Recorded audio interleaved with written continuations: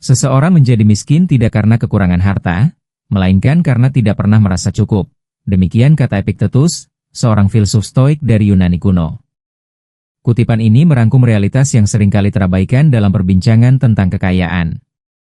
Dalam dunia yang kerap memuja materi, kita dengan mudah terjebak dalam ilusi bahwa semakin banyak harta yang dimiliki, maka semakin tinggi pula kebahagiaan dan kebebasan yang akan kita peroleh. Namun faktanya, tidak sedikit orang yang secara nominal tergolong kaya, justru kehilangan kebebasannya karena terikat begitu dalam oleh harta benda. Mereka bukan lagi pengendali dari kekayaan yang mereka miliki, melainkan menjadi hamba dari harta yang seharusnya mereka kendalikan. Jika kita amati lebih jauh, banyak orang kaya yang tampaknya hidup dalam kemewahan, tetapi sebenarnya berada dalam tekanan yang luar biasa. Mereka terus dihantui oleh rasa takut kehilangan apa yang sudah dimiliki, terus-menerus berlomba menambah pundi-pundi kekayaan agar tidak tersaingi, dan kerap kali tidak bisa menikmati hidup dengan damai. Waktu, tenaga, hingga relasi pribadi mereka terkikis demi menjaga kestabilan aset yang telah dikumpulkan. Harta itu bukan lagi alat, melainkan beban yang terus-menerus menuntut perhatian.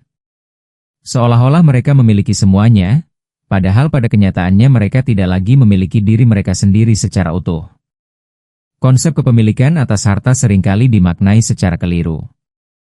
Kita dibesarkan dalam sistem yang menanamkan pemahaman bahwa semakin banyak yang kita miliki, semakin tinggi pula nilai dan martabat kita di mata orang lain. Maka tak heran jika banyak yang kemudian menjadikan kekayaan sebagai identitas utama mereka. Masalahnya, saat identitas itu hanya bersandar pada materi, maka saat harta itu goyah, goyahlah seluruh rasa percaya diri dan arah hidup mereka. Harta menjadi semacam tuan besar yang mengatur ritme kehidupan, bukan lagi pelayan yang tunduk pada kebutuhan dan arah hidup pemiliknya. Dalam realitas sosial, kita juga sering menyaksikan bagaimana kekayaan menimbulkan jarak emosional antara manusia. Bukan hanya dengan orang lain, tetapi bahkan dengan diri sendiri. Saat seseorang sudah terlalu terobsesi menjaga penampilan dan gaya hidup demi status sosial, ia mulai menjauh dari hal-hal sederhana yang dulu membuatnya bahagia. Hubungan menjadi transaksional, dan waktu menjadi barang mahal yang hanya tersedia jika tidak bentrok dengan agenda bisnis. Kekayaan yang dimiliki tidak lagi mengayakan jiwa, tapi malah mempersempit ruang gerak untuk hidup dengan bebas dan jujur. Lebih menyedihkan lagi, banyak orang yang awalnya mengejar harta demi membahagiakan orang-orang yang mereka cintai, justru berakhir menjauh dari mereka. Fokus berlebihan pada kekayaan membuat mereka abai terhadap relasi dan kualitas waktu bersama keluarga. Uang bisa membeli banyak hal, tapi tidak pernah bisa membeli kembali waktu yang hilang, apalagi hubungan yang retak. Pada titik tertentu, mereka menyadari bahwa harta yang dikumpulkan dengan kerja keras telah mengorbankan sesuatu yang jauh lebih berharga, yaitu kehidupan itu sendiri. Video ini bukan ditujukan untuk mendiskreditkan kekayaan, sebab kekayaan, jika dimiliki dan digunakan dengan bijak, tentu bisa menjadi sarana luar biasa untuk menciptakan dampak positif. Namun yang perlu disadari adalah bahwa kepemilikan sejati bukan hanya soal jumlah harta, tetapi sejauh mana kita tetap menjadi pengendali atasnya. Sebab jika tidak hati-hati, kita akan terjebak dalam lingkaran di mana bukan kita yang memiliki harta, tetapi harta itulah yang menggenggam dan mengarahkan hidup kita sepenuhnya. Kekayaan seringkali dipandang sebagai simbol kesuksesan dan kebebasan. Namun, pandangan ini bisa menyesatkan bila tidak disertai dengan kesadaran siapa yang seharusnya menjadi tuan dan siapa yang menjadi pelayan.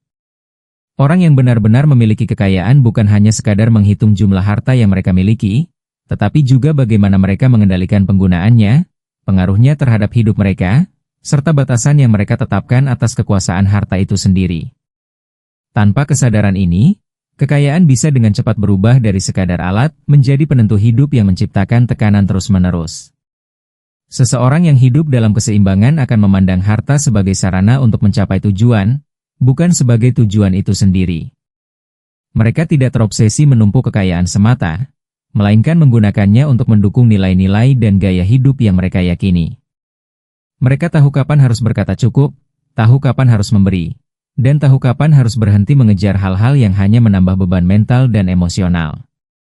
Kekayaan yang digunakan secara sadar akan memberi ruang bagi kebebasan berpikir, merdeka dalam mengambil keputusan, dan menjalani hidup dengan integritas.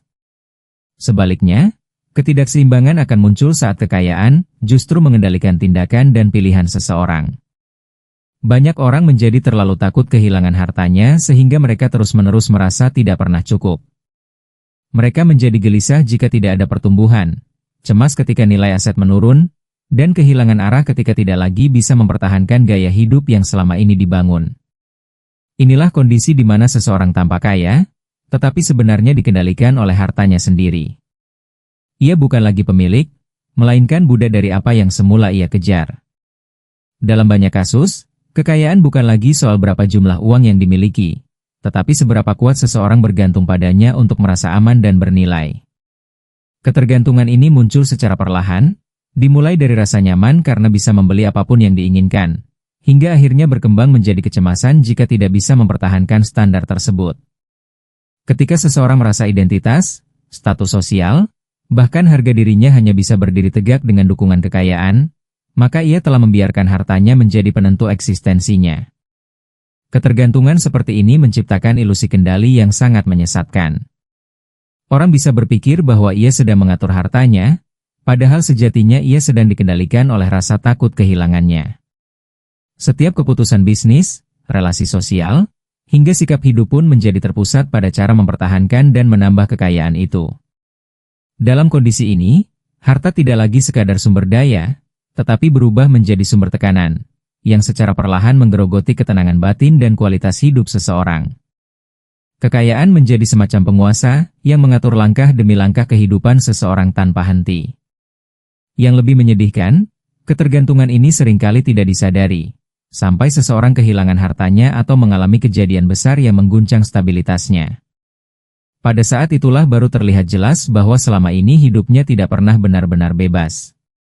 Orang-orang seperti ini cenderung sulit merasa bahagia, karena kebahagiaan mereka telah ditambatkan pada sesuatu yang tidak pernah benar-benar stabil. Mereka tidak bisa lepas dari ketakutan, karena kekayaan yang dimiliki bukan lagi tempat berpijak yang kokoh, melainkan tali tak terlihat yang membelenggu gerak langkah mereka. Dalam masyarakat modern, kekayaan tidak lagi hanya menjadi alat untuk memenuhi kebutuhan, tetapi juga menjadi tolok ukur status dan prestise seseorang.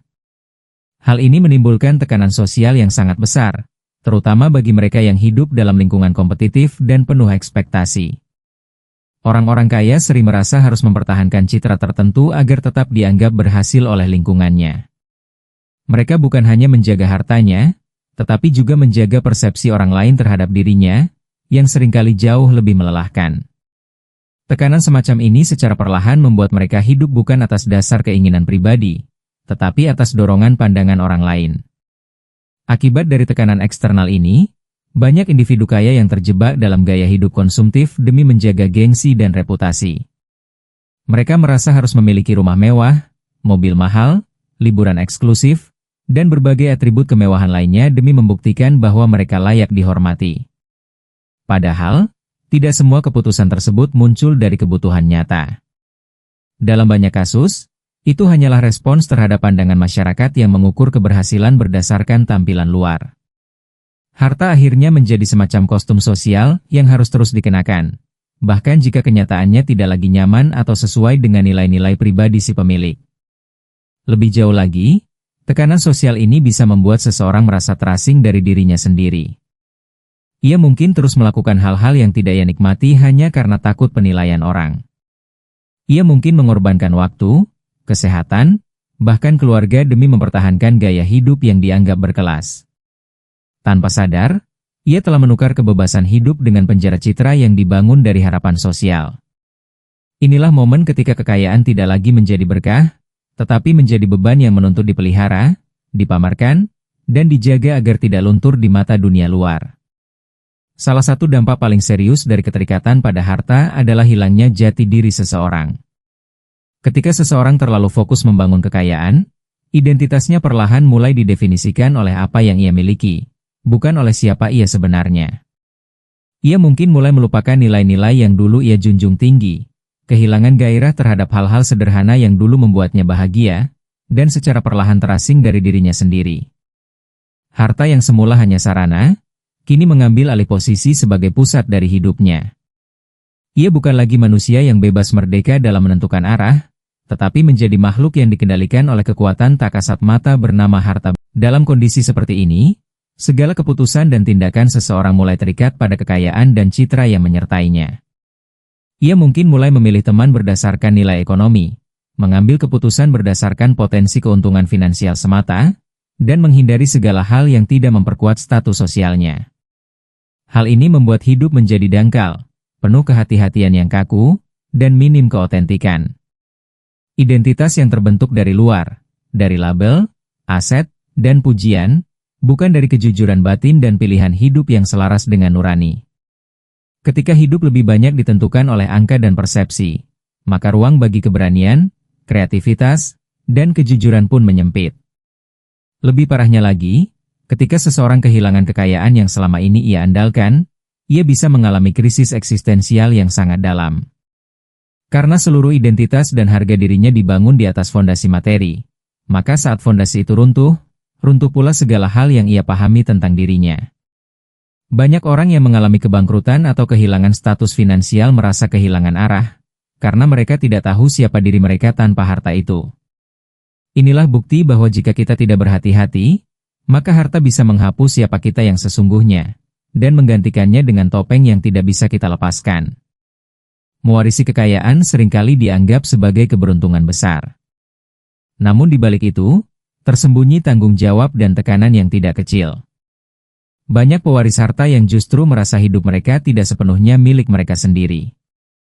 Mereka dibesarkan dalam bayang-bayang pencapaian orang tua atau leluhur, dan merasa harus mempertahankan serta melanjutkan warisan tersebut, terlepas dari apakah itu sejalan dengan nilai, minat, atau cita-cita pribadi mereka. Tekanan ini bisa membentuk kehidupan yang tidak otentik, di mana pilihan-pilihan besar dibuat bukan atas dasar panggilan hati, melainkan kewajiban menjaga nama dan harta keluarga. Dalam banyak kasus, harta warisan justru menjadi beban psikologis yang membatasi kebebasan hidup. Para pewaris sering merasa tidak punya ruang untuk gagal, karena mereka membawa nama besar dan ekspektasi tinggi. Mereka tidak bebas memilih jalan hidup yang sederhana, atau bahkan berbeda dari pola kekayaan yang sudah ada. Hal ini menciptakan konflik batin, perasaan terperangkap, bahkan depresi tersembunyi yang sulit dimengerti dari luar. Pada akhirnya, meskipun secara materi berkelimpahan, mereka tetap merasa kosong, tertekan, dan tidak puas karena hidup mereka dijalani untuk mempertahankan sesuatu yang tidak mereka bangun sendiri. Tantangan lain yang muncul adalah bagaimana menjaga relasi tetap tulus di tengah kekayaan yang diwarisi. Banyak pewaris harta mengalami kesulitan membedakan siapa yang benar-benar tulus dalam menjalin hubungan dan siapa yang hanya mendekat karena ada keuntungan finansial. Ini membuat mereka lebih sulit membangun koneksi emosional yang otentik dan mendalam. Dalam kondisi ini, kekayaan tidak menjadi jembatan untuk menjalin hubungan, melainkan menjadi tembok pemisah. Warisan yang awalnya bertujuan sebagai bekal hidup, justru menjadi jerat yang membatasi pertumbuhan pribadi dan kebebasan jiwa. Kekayaan seharusnya menjadi alat yang membantu manusia menjalani hidup dengan lebih bermakna, bukan tujuan utama yang menggerus kebebasan dan kebahagiaan. Untuk itu, keseimbangan antara kehidupan dan kekayaan menjadi hal yang sangat penting. Orang yang bijak dalam memandang harta, tahu kapan harus mengejar, kapan harus berhenti, dan kapan harus berbagi. Ia menyadari bahwa hidup yang kaya bukan hanya tentang angka di rekening, tetapi juga tentang kedamaian batin, kualitas hubungan, dan rasa syukur atas hal-hal sederhana yang tidak bisa dibeli dengan uang. Keseimbangan ini membuat seseorang tidak terperangkap dalam pengejaran tak berujung yang menguras jiwa. Mencapai keseimbangan bukan berarti menolak kekayaan, tetapi menggunakannya dengan sadar dan terarah. Kekayaan bisa digunakan untuk membantu orang lain, menciptakan peluang, dan memperkaya pengalaman hidup. Namun, semua itu hanya bisa tercapai jika kita tidak membiarkan harta mengatur nilai-nilai dan arah hidup kita. Orang yang hidup seimbang tidak merasa bersalah karena kaya, tetapi juga tidak merasa superior karenanya. Ia tetap rendah hati, tetap berpijak pada realitas, dan tidak membiarkan kekayaan mencabutnya dari akar kehidupan yang sesungguhnya. Pada akhirnya, hidup yang benar-benar kaya adalah hidup yang memiliki kedalaman, bukan hanya kelimpahan. Ia yang memiliki harta dan tetap memiliki dirinya sendiri adalah mereka yang benar-benar beruntung. Sebaliknya, mereka yang kehilangan kendali atas hidup karena terikat pada harta, pada kenyataannya telah menyerahkan kebebasannya. Maka penting bagi siapapun, kaya ataupun belum kaya, untuk senantiasa mengingat bahwa harta hanyalah alat. Ia harus digunakan, bukan diikuti. Ia harus melayani, bukan menguasai. Dan hanya dengan prinsip ini, manusia bisa hidup merdeka meski dikelilingi kekayaan sebesar apapun. Kekayaan, dalam hakikatnya bukanlah musuh, tetapi bisa menjadi jebakan jika tidak disikapi dengan bijak. Banyak orang mengejar harta dengan harapan bisa meraih kebebasan, kenyamanan, dan kebahagiaan. Namun dalam prosesnya, justru mereka kehilangan kendali atas hidupnya sendiri.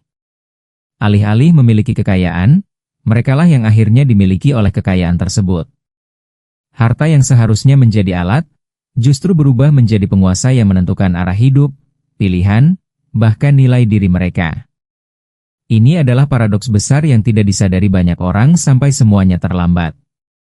Menjaga jarak yang sehat dari kekayaan, berarti tetap memiliki prinsip dan arah hidup yang tidak mudah dibelokkan oleh nafsu atau tekanan eksternal. Mereka yang bisa berdiri tegak di tengah kelimpahan harta tanpa kehilangan jati diri, adalah sosok yang langka. Mereka tahu bahwa kekayaan sejati bukan tentang seberapa banyak yang dimiliki, tetapi tentang seberapa sedikit kita diperbudak olehnya. Mengelola harta bukan hanya soal strategi keuangan, tapi juga soal kedewasaan emosional dan spiritual.